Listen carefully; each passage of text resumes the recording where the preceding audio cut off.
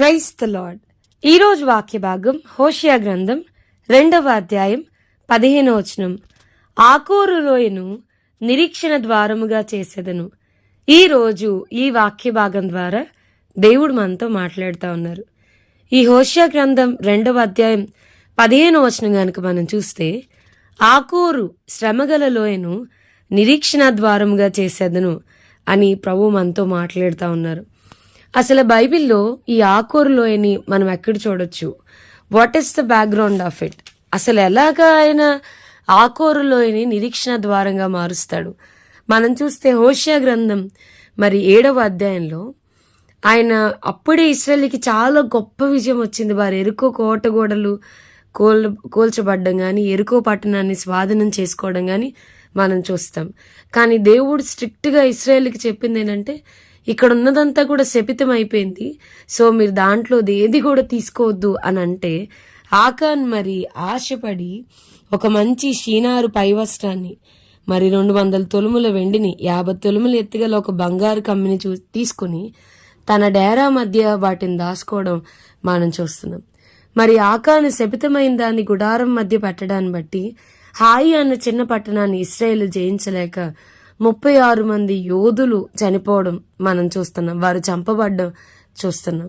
So నువ్వు మమ్మల్ని బాధ పెట్టావు కాబట్టి ఈరోజు యెహోవా నిన్ను బాధ పెడతాడు, మమ్మల్ని ఎందుకు బాధ పెట్టావు అని చెప్పని ఆకాని అతని కలిగిన సమస్యాన్ని యెహోషువ గారి నాయకత్వంలో ఇశ్రాయేలీలు రాళ్లతో అతన్ని చావు కొట్టడం, ఆ రాళ్లను పెద్ద కుప్పగా వేయడం, తర్వాత ఆ లోయకి ఆ రాళ్లతో వారు ఆ ఏర్పాటు చేసిన దానికి ఆకోరు లోయ, బాధలోయ అని పేరు పెట్టారు. ఏముంది ఈ ఆకోరు లోయలో అంటే, ఆకాను చేసిన పాపమును బట్టి ఆకాను అతనికి కలిగిన సమస్తము చంపబడ్డం, శిక్షించబడ్డం మనం చూస్తున్నాం. ఈ హోషియా గ్రంథంలో హోషియా గ్రంథకర్త ప్రవక్త అంటా ఉన్నారు, ఆకోరు లోయని నిరీక్షణ ద్వారంగా మారుస్తాను, ఐ టర్న్ ఇట్ అవుట్ అని అంటా ఉన్నాడు. అది ఎట్లా సాధ్యం? ఒకప్పుడు ఒక వ్యక్తి తాను చేసిన భయంకరమైన పాపాన్ని బట్టి, ఆజ్ఞను అతిక్రమించడాన్ని బట్టి అతనికి కలిగిన సమస్తము మరణశిక్ష విధించబడతా ఉంది. రాళ్లతో వారు చావగొట్టబడ్డారు. దానికి ఆకోరులోయగా పేరు పెడితే, ఇప్పుడు హోషియా గ్రంథం 1వ అధ్యాయంలో చూస్తే ఇశ్రాయేలు కోసం రాస్తూ వారు దేవుణ్ణి విసర్జించారు, యెహోవాను విసర్జించారు, వారు విగ్రహారాధన తట్టుకు అన్య దేవతల తట్టుకు తిరిగిపోయారు, వారు నన్ను వద్దనుకుంటున్నారు అని దేవుడు మాట్లాడడం మనం చూస్తున్నాం. భయంకరమైన విధంగా ఇశ్రాయేలీలు హోషియా గ్రంథకర్త రాస్తా ఉన్నప్పుడు ఉన్నారు. ఆయన అంటున్నాడు, నేను ఆకోరు లోయని నిరీక్షణ ద్వారంగా మార్చగలను. ఎట్లా సాధ్యం ప్రభు అంటే, ఒకప్పుడు ఒక మనిషి చేసిన పాపానికి ఆ వ్యక్తి మరణశిక్ష అనుభవిస్తే, ఇప్పుడు మీరు మళ్ళా మీరు చేసిన పాపాలకి మీరు శిక్షను అనుభవించాల్సిన అవసరం లేదు. వాక్యం చెప్తుంది, ఎవడైనా నువ్వు క్రీస్తునందున్న వాడు నూతన సృష్టి. మీ శిక్షను మీరు పొందుకోవాల్సిన అవసరం లేదు. You know need to have to pay anything. మనమేమి చెల్లించాల్సిన అవసరం లేదు. అందుకనే క్రీస్తునందున్న వానికి ఏ శిక్షా విధియు లేదు అని వాక్యం చెప్తుంది. ఎట్లా మారుస్తావు ప్రభా? ఆకోరులో నిరీక్షణ ద్వారంగా ఎట్లా మారుస్తావు అని అంటే, మన పాపానికి ఆయన ఆల్రెడీ వెల చెల్లించాడు. He has paid the price. మన పాపానికి ఆయన వెల చెల్లించాడు.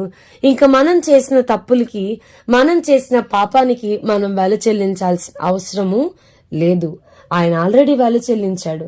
ఆయన అంటా ఉన్నాడు ఇశ్రాయేలుతో, ఇదిగో ఇశ్రాయేలీలారా, మీరు గనక పశ్చాత్తాపడి నా దగ్గరకు తిరిగి వస్తే, నా దగ్గరకు వస్తే నేను మీ పాపాన్ని క్షమిస్తాను, నేను మిమ్మల్ని మరలా నా ప్రజలుగా చేసుకుంటాను, మీ పాపమునకు శిక్ష మీరు భరించాల్సిన అవసరం లేదు అని ఆయన ఇశ్రాయేలుకి ఒక సందేశాన్ని తన ప్రవక్త ద్వారా ఇస్తా ఉన్నాడు. ఈరోజు మనకు కూడా యేసు దగ్గరికి మనం వెళ్తే, ప్రభా నన్ను క్షమించు, నీ రక్తంలో నన్ను కడుగు ప్రభా, నన్ను నీ కుమార్తెగా నీ కుమారునిగా చేసుకో ప్రభా అని ఆయన అడిగితే, ఆయన ఆకోరు లోయ, పాపపు లోయ, బాధ లోయ, శ్రమగల లోయను నిరీక్షణ ద్వారంగా, నిరీక్షణగా ఎలా మారుస్తా అంటే, ఆ స్థలములో యేసే నిలబడ్డారు. ఇప్పుడు ఆ నిరీక్షణ, there is a hope, new hope ఎట్లా ఆ నూతనమైన నిరీక్షణ ఎట్లా వస్తుందంటే యేసయ్యని బట్టి మనకు కలిగింది. ఇదిగో లోక పాపములు మోసుకొని పోవు దేవుని గొర్రె పిల్ల మన పాపములన్నిటి కొరకు తన అమూల్యమైన రక్తాన్ని చిందించాడు. ఆయన మన పాపములన్నిటి కొరకు ఒక వెల చెల్లించాడు.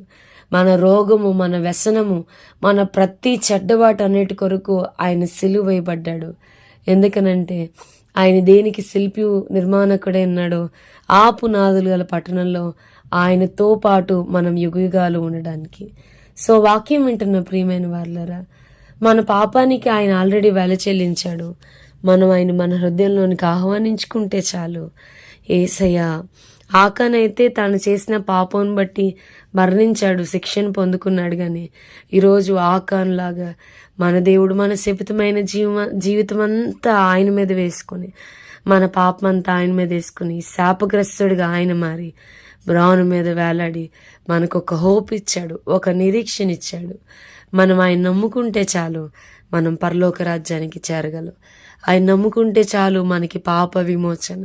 ఆయన నమ్ముకుంటే చాలు మన శాపం నుండి మనం విడిపించబడగలమనే ఒక నిరీక్షణ మన ప్రభు మనకి ఇచ్చాడు. అట్లని క్షమిస్తాడు కదా అని వాక్యం తెలిసిన వారం, ప్రార్థన తెలిసిన వారం మనం పదే పదే పాపం చేయడం కూడా కరెక్ట్ కాదండి. నేను ఇట్లా నా సంఘానికి చెప్తాను, యవన బిడ్డలకి చెప్తాను, ఇంత గొప్ప పరిశుద్ధుడైన దేవుని తెలుసుకున్న మనం పరిశుద్ధంగా లేకపోతే ఇంకెవరు ఉంటారు?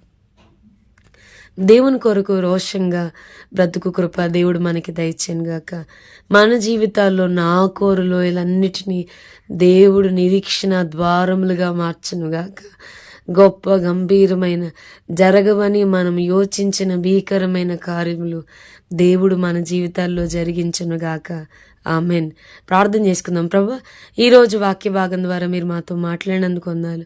వాక్యం విన్న మా ప్రియులైన వారిని అందరినీ దీవించి ఆశీర్వదించమని యేసు నామమున అడిగి వేడుకొంచున్నాం తండ్రి. Amen. God bless you and have a blessed day.